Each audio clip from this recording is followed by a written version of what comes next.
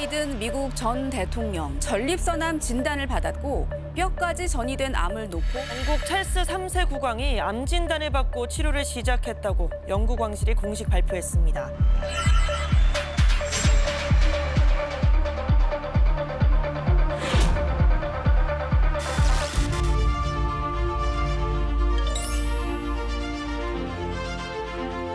이들은 면역세포가 우리 몸을 공격하는 것을 막는 조절 T세포의 존재를 밝혀냈습니다.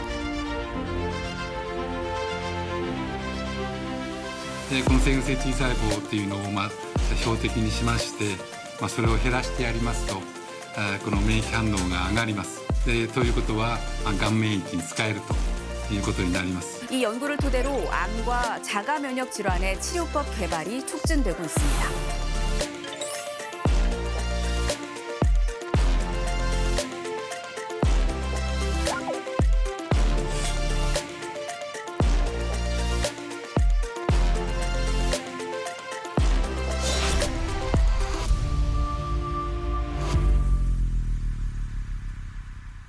댐과 함께 신년 특집 2부작 암을 과연 정복할 수 있을 것인가에 대해서 오늘 얘기를 지금 이어가려고 해요. AI는 암을 정복할 수 있나 이게 아니라 있다 하고 느낌표를 바뀌었으면 좋겠어요. 물음표가 아니라 느낌표로. 네, 물음표가 아니라 느낌표. 걱정이 많이 되시나 봐요. 그럼요. 누가 먼저 갈지 몰라요.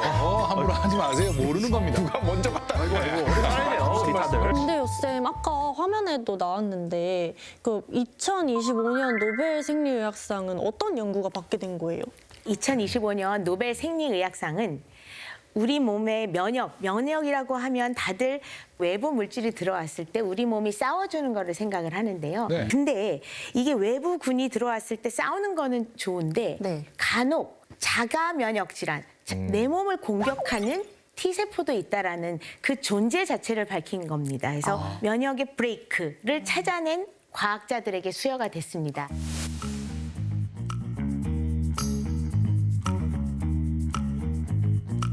T세포는 한 가지가 아니라 여러 종류가 있고 각각 맡고 있는 역할이 완전히 다르다고 할 수 있겠습니다. 그래서 예를 들면 헬퍼 T셀이라는 면역의 지휘관 역할을 하고 킬러 T세포는 암세포와 바이러스를 직접 공격하는 전투 부대라고 할 수 있겠습니다.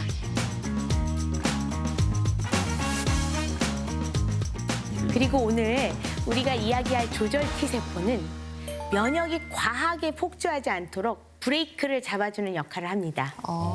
T세포 조금 생소해서 그러는데 이 발견 자체가 왜 중요한가요? T세포 발견을? 뭘 할 수 있지? 이 T세포는 평소에 아주 고마운 역할을 하는, 예를 들어서 막 공격하려 그러면 공격하면 안 되게도 만들고, 근데 지금도 우리 몸에는 정상적으로도 암세포가 생겨나고 있습니다. 지금 우리 저희 그냥 건강한 사람들도 지금 그렇죠. 암세포가 있는 그래서 거예요? 이제 그런 암세포들이 돌아다니는데 그렇다고 다 암이 되는 거는 전혀 아닙니다. 그래서 우리 면역 체계가 정말로 신비하게 그 작용을 잘 하고 있는 것입니다. 근데 이 T세포는 암세포와 만나면 배신자 역할을 하게 됩니다. 조절 T세포와 킬러 T세포가 있다고 보면 되는데 네. 그 킬러가 와서 막 죽이려고 하는데 이 조절 T세포 때문에 못 죽이는 상황이 되는 겁니다. 그래서 면역의 회피라고 얘기를 합니다.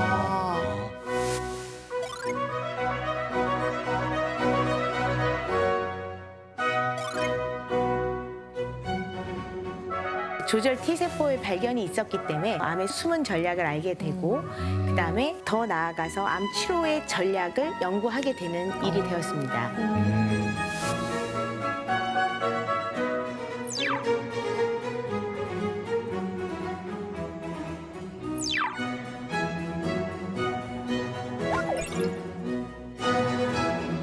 약이 성공을 하면서 노벨상을 받기는 쉽지 않는데요.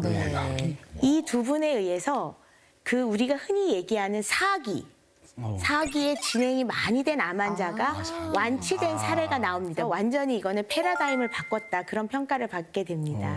면역 항암제라는 걸 만드신 분들인가요? 네네, 그 개념을 처음으로 개념을 증명을 하셨고, 그다음에 이제 수많은 노력이 들어갔죠. 제약사도 이제 노력을 했고, 여러 사람들이 모여서 그 힘으로 면역 항암제가 소개가 된 겁니다. 좋은 힘이 됐네요. 그러면 면역 항암제는 기존에 있던 항암제랑 어떤 게 다른 거예요?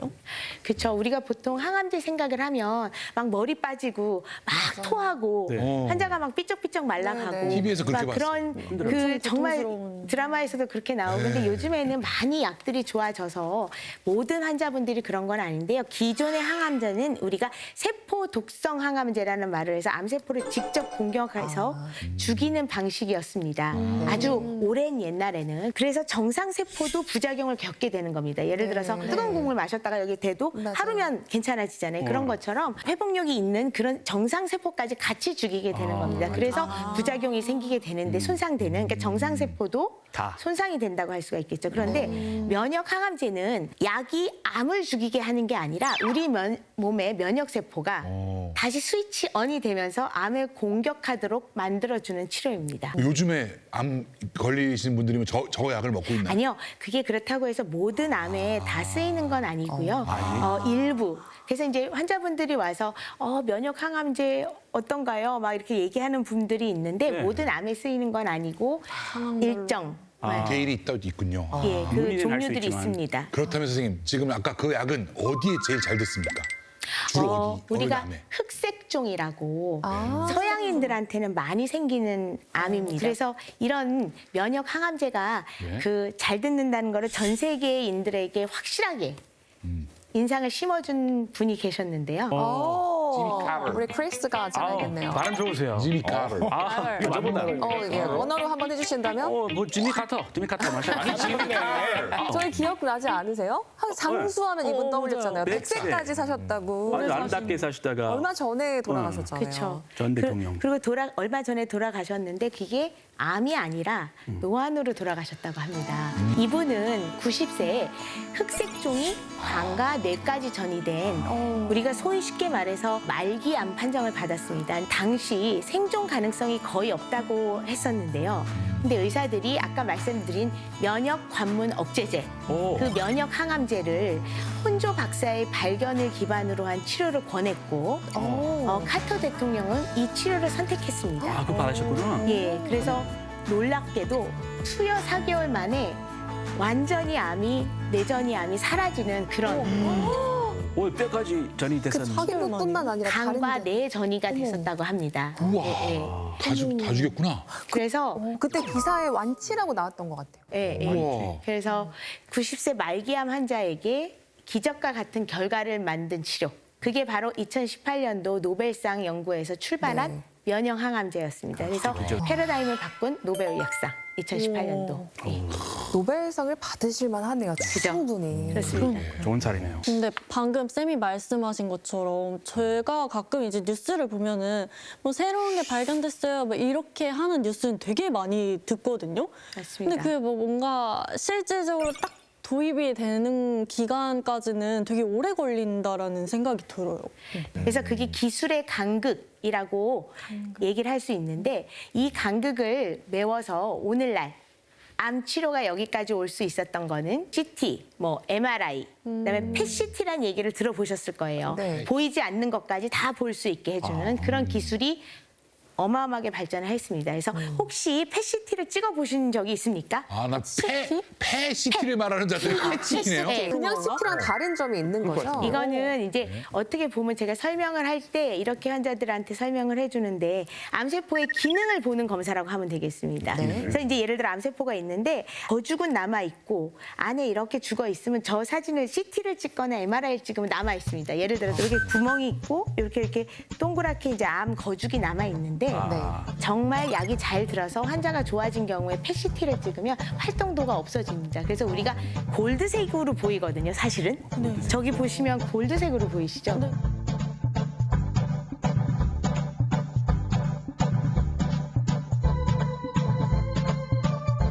얼마나 암세포가 활발하게 움직이는지 기능을 보는 검사라고 하면 됩니다. 그러니까 살아있는지, 네, 우리도 활동을 안 하는지. 받을 수 생사에 있어요. 죽었니, 이 보험 살았니. 없어도 받을 수. 맞습니다. 암이 눈에 보이지 않는 곳에 퍼졌는지, 예를 들어서 저게 반짝반짝 거리는 정도가 치료를 받으면서 확 줄었다. 그러면 잘 듣고 있구나 이렇게 할 수 있는데 매번 평가할 때 또 하는 것도 아닙니다. 예를 들어서 췌장암 환자가 맨 처음에는 수술이 불가능했는데 네. 항암 치료가 너무 잘 들어서 네. 나중에 이제 수술이 가능해졌네. 그러면서 직전에 치료 효과를 평가한다든지. 근데 아주 딱 정해져 있는 룰이 있는 게 아니라 전문가와 상의해서 담당 의사와 상의해서 시행하고 있기는 합니다. 예.